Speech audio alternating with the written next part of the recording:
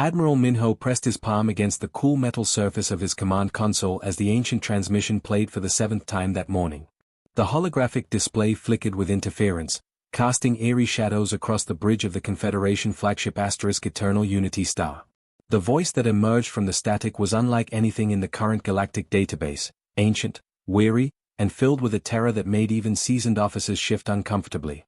The sleeping giants of Sol 3 must not be awakened, the voice repeated, each word carefully pronounced as if the speaker was using their last breath. We have seen what they become when pressed beyond measure. Do not make the same mistake we made eons ago. Fleet Commander Susie looked up from her tactical station, her expression mixing annoyance with amusement. She had served in 3 galactic wars and commanded fleets that could level entire star systems. The idea that some primitive species on the edge of known space could pose any threat seemed laughable. Admiral, with respect, these humans have barely figured out faster-than-light travel. Our scouts report they still use chemical rockets for most of their space missions. Their technology is at least 500 years behind our weakest member species. The bridge crew murmured in agreement. Lieutenant Kang pulled up the latest reconnaissance data on his screen. Sir, their largest military vessels are roughly the size of our shuttlecraft. They have no energy shields, no plasma weapons, and their computing systems are so primitive they still use physical circuits. Hyun Bin, the Confederation's chief military analyst, had been studying the Sol system for months. His reputation for accuracy was legendary throughout the fleet. He gestured to the massive holographic display that dominated the center of the bridge, showing a detailed map of Earth and its surrounding space. Our deep space scans reveal a species that has not even achieved unified planetary government. They are divided into nearly 200 separate nations, many of which are actively hostile to each other. Their defensive capabilities consist of crude missile systems and what they call fighter jets that cannot even reach escape velocity. The ancient transmission crackled again, and this time the voice seemed even more desperate. You do not understand what you are dealing with. They are not what they appear to be. We tried to warn the Zephyrians, the Korthax Empire, the Crystal Dominion. None listened. None survived. Admiral Minho frowned. The Zephyrians had been a major power in the Outer Rim territories. Their disappearance 3 centuries ago had been attributed to a civil war, but the records were mysteriously incomplete. Computer, cross-reference these species mentioned in the transmission with historical records. The ship's artificial intelligence responded immediately. Admiral, the Zephyrian Empire, Korthax Empire, and Crystal Dominion were all major galactic powers between 800 and 300 years ago. All 3 civilizations vanished from the historical record within a 50-year period. Official records cite internal conflicts and resource depletion as primary causes. See, Susie said, tapping her console. Ancient history. These watchers, whoever they are, probably witnessed some natural disaster or plague that wiped out those species. They are trying to blame primitive humans for something that happened centuries before these Sol 3 inhabitants even developed writing. The transmission continued, but the signal was growing weaker. We are the last of our kind. We have hidden in the dark spaces between stars for millennia, watching, waiting, hoping someone would learn from our mistakes. The humans appear peaceful now because they have forgotten. But memory lives in blood, in instinct, in the very structure of their genetics. When threatened with extinction, they remember what they once were. Communications Officer Yang looked puzzled as he adjusted the frequency settings. Admiral, this signal is not coming from any known star system. The transmission origin appears to be moving through deep space, far from any inhabited worlds. Probably a generational ship from some dying world, suggested Chief Science Officer Park. Many species send out desperate messages when facing extinction. It is a natural psychological response to seek help from anyone who might listen. The weeks that followed brought increasingly frantic transmissions from the mysterious watchers. Each message was more urgent than the last, describing the humans in terms that seemed completely at odds with observable reality. They spoke of adaptability that bordered on the supernatural, of creativity that could turn any tool into a weapon, of a species that could learn and evolve tactics in real time during combat. The Galactic Confederation's military leadership found these warnings increasingly ridiculous. General Morrison from the Andromeda Defense Force sent a formal complaint about wasting military resources on ghost stories from extinct species. Admiral Chen of the Outer Rim Fleet suggested that whoever was sending these transmissions was likely suffering from some form of space madness brought on by centuries of isolation. During a routine strategy meeting, Hyun Bin presented his final analysis of the Sol system. Ladies and gentlemen, I have spent 4 months studying every aspect of this human civilization. They are a young species, perhaps 10,000 years removed from primitive hunter-gatherers. They show signs of intelligence and creativity, but their military capabilities are negligible. A single Confederation battle group could pacify their entire system within hours. The last transmission from the Watchers was barely audible through the static. Please, we beg you, leave them in peace. Do not force them to remember. Some knowledge should remain buried. Some sleeping giants should never be awakened. Admiral Minho finally turned off the receiver, tired of the constant warnings. The humans appeared to be exactly what they seemed, a primitive but potentially useful species that could be easily integrated into the Confederation through standard diplomatic channels or, if necessary, through limited military action.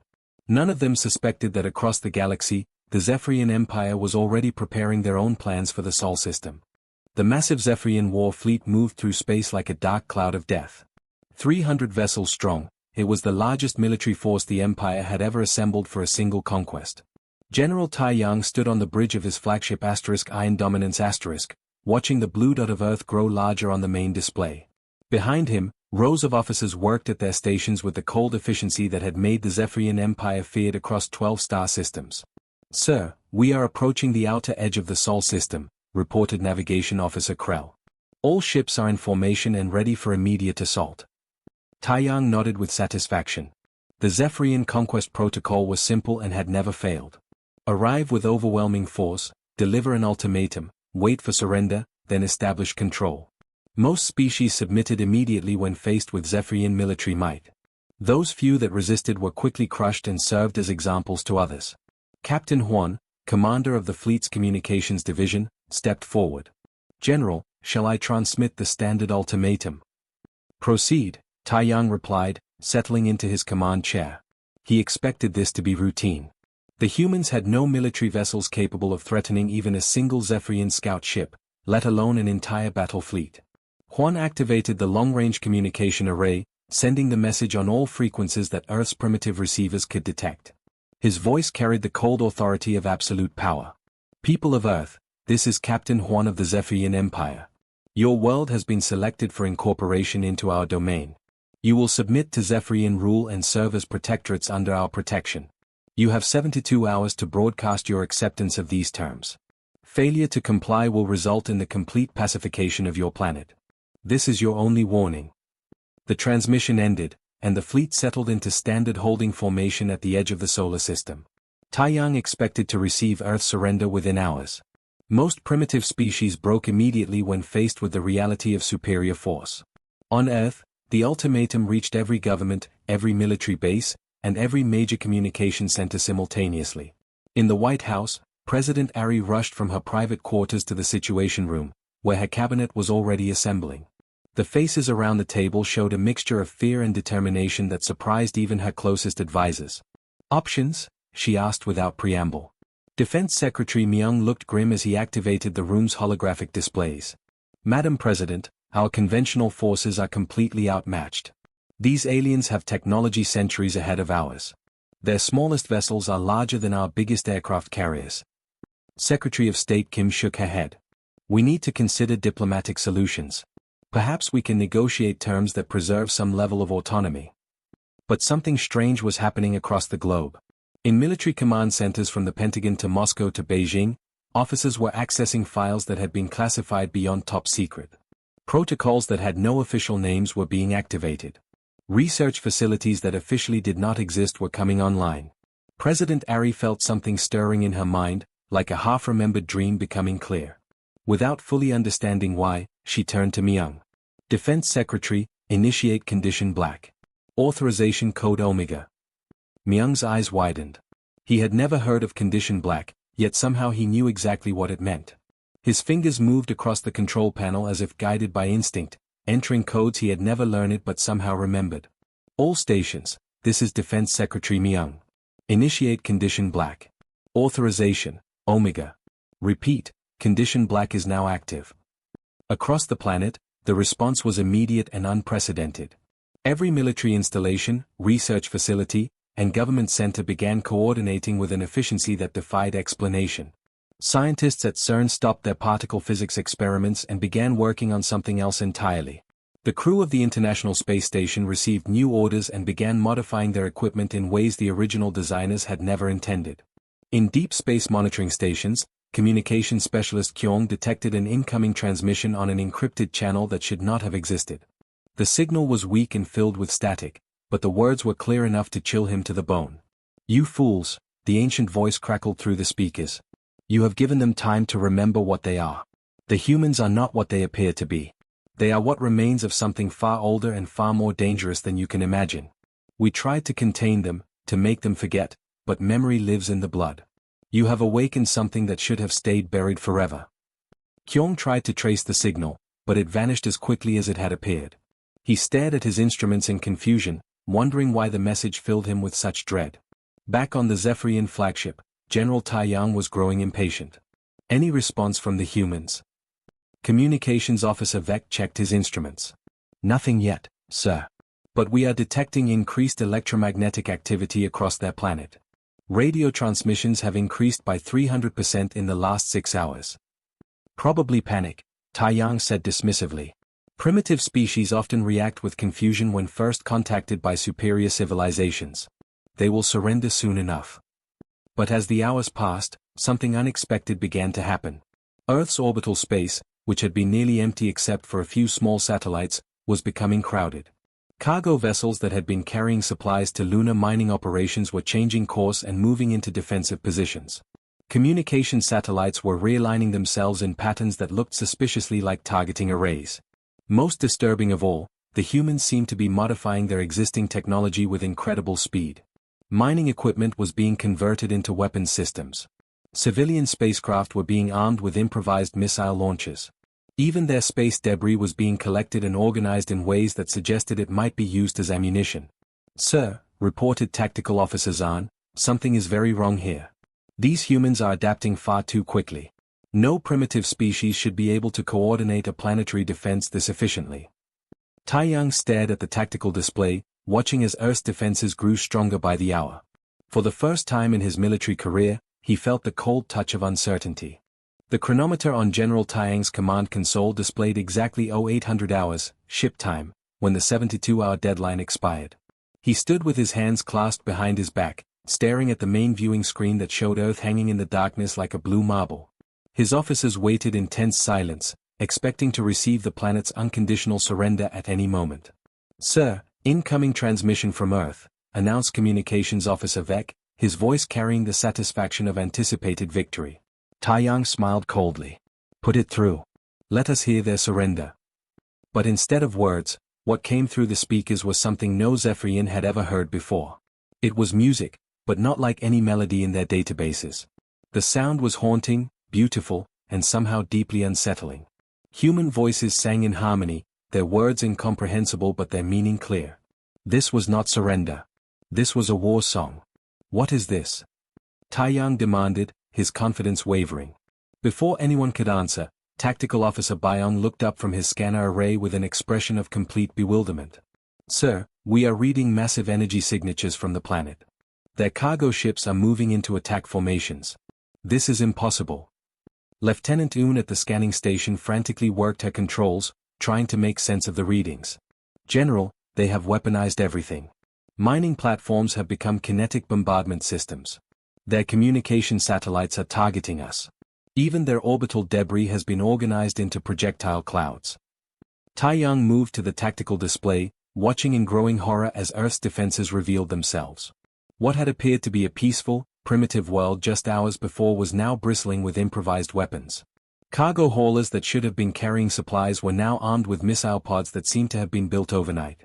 Space stations that had been conducting scientific research were rotating to bring weapon arrays to bear on the Zephyrian fleet. "How is this possible?" he whispered. "Our intelligence reports showed no significant military capabilities." The answer came in the form of action rather than words. From Earth's surface, launch platforms that had never appeared on any satellite scan began firing projectiles toward the Zephyrian fleet. But these were not conventional missiles. Somehow, the humans had turned asteroids into guided weapons, using technology that defied everything the Zephyrians understood about primitive civilizations. Commander Jin stood on the bridge of the converted cargo vessel *New Horizon*, watching the Zephyrian fleet through sensors that had been mining equipment just days before. Around him, his crew worked with an efficiency that surprised even him. They moved as if they had been training for this moment their entire lives, yet none of them had any military experience. "Target their command vessel," Jin ordered, his voice calm despite the magnitude of what they were attempting. "Use the asteroid we prepared." Navigation Officer Park nodded, her fingers dancing over controls that had been designed for moving mining equipment but now guided weapons with deadly precision. "Asteroid 7 Alpha is locked onto target. Adjusting trajectory now." The weapon that approached General Taiyang's flagship was unlike anything in military history.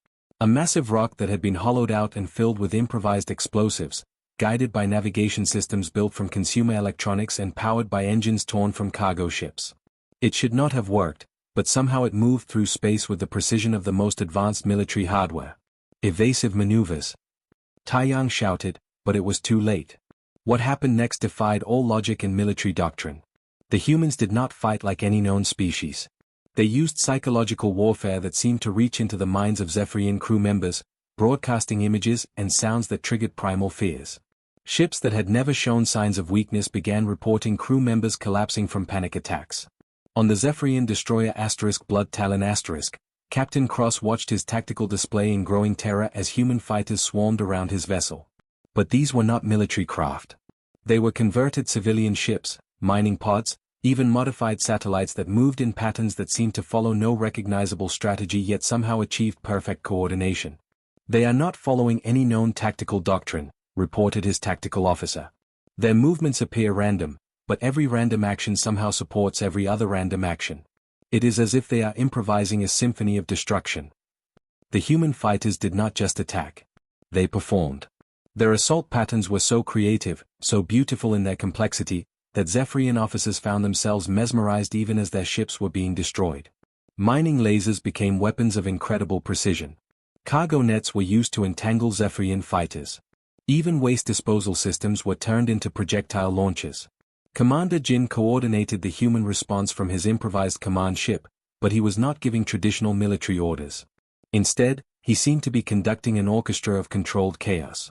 His communications were brief, almost poetic suggestions rather than commands. "Team 7, dance with the destroyer on the left flank," he said into his communicator. "Team 12, show the cruiser formation what we learned from the dolphins."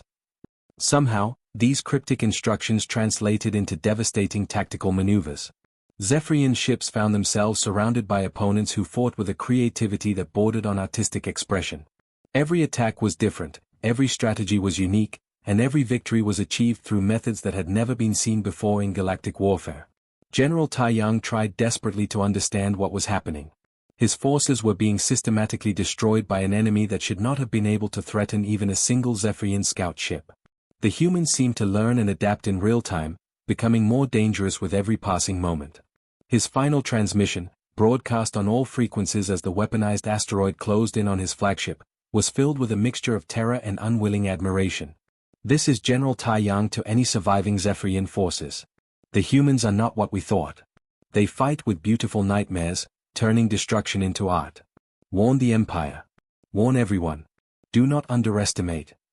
The transmission ended as his flagship was destroyed by an asteroid that moved like a guided missile but struck with the precision of a surgeon's blade.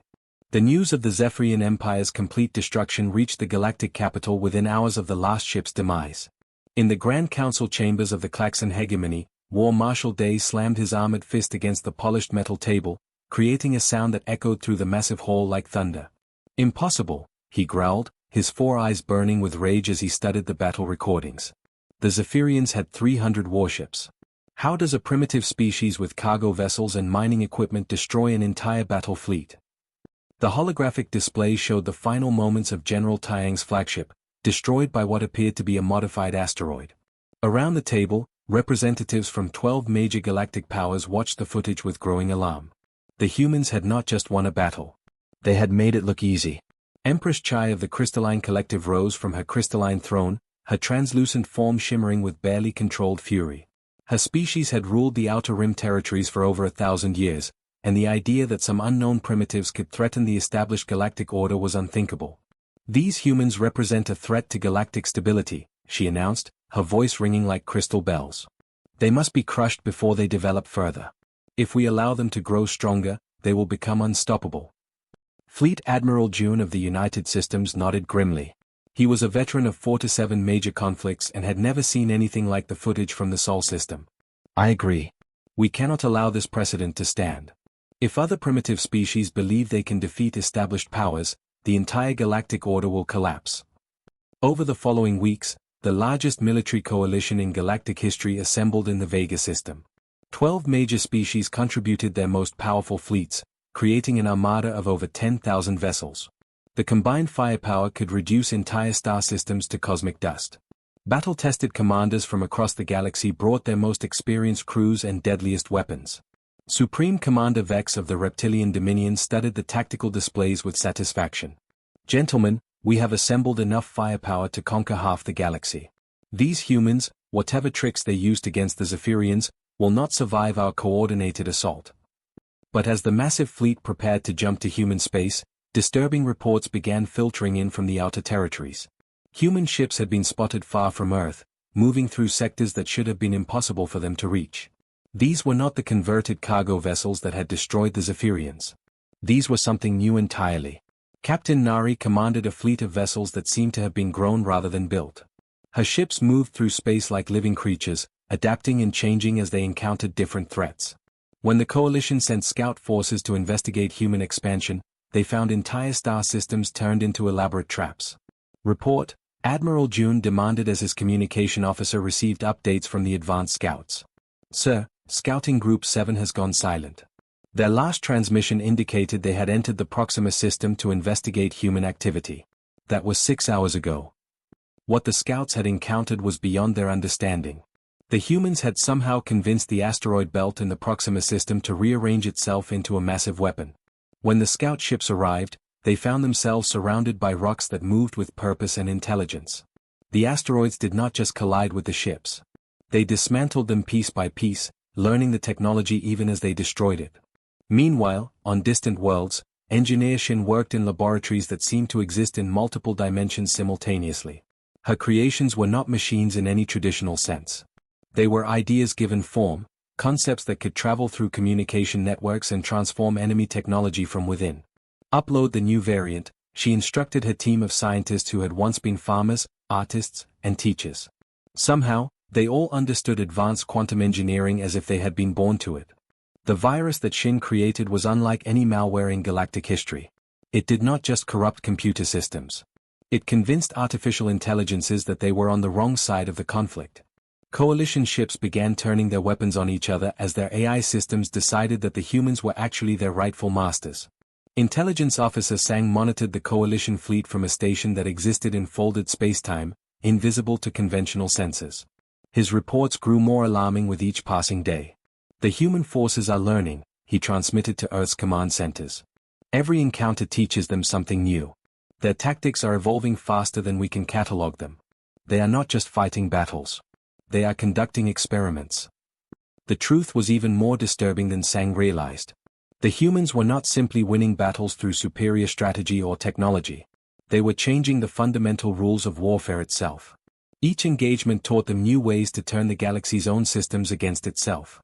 Admiral June watched his carefully planned assault dissolve into chaos as human forces struck from directions that should not have existed. Ships appeared inside his formations as if they had stepped through hidden doorways in space. His communication networks were compromised by entities that spoke in poetry and mathematics.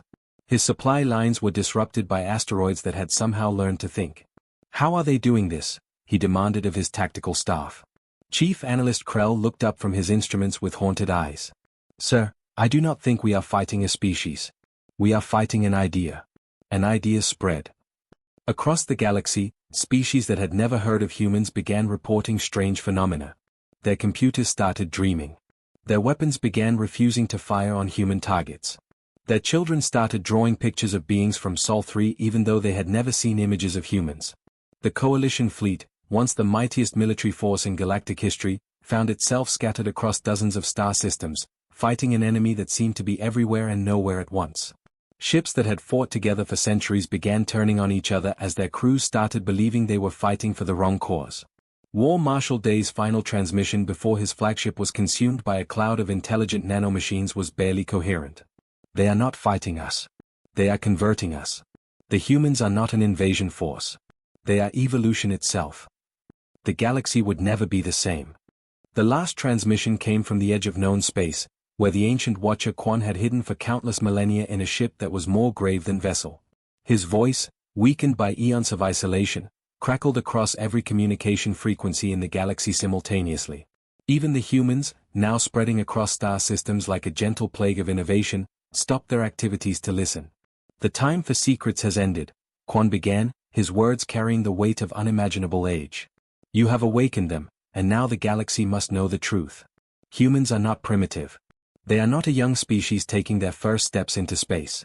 They are refugees, and Earth is not their homeworld. Earth is their prison. On the bridge of the Confederation flagship Eternal Unity Admiral Minho felt his blood turn to ice. Around him, his surviving crew members stared at the communication console in stunned silence. The great fleet that had once numbered in the thousands was now reduced to a handful of ships, all fleeing from an enemy that fought with impossible creativity and seemed to learn new forms of warfare with every battle. Computer, verify transmission source, Minho ordered, his voice barely a whisper. Source confirmed as Watcher Vessel Eternal Vigil last known position at coordinates that should be empty space, the computer replied. However, the vessel appears to exist in multiple dimensions simultaneously.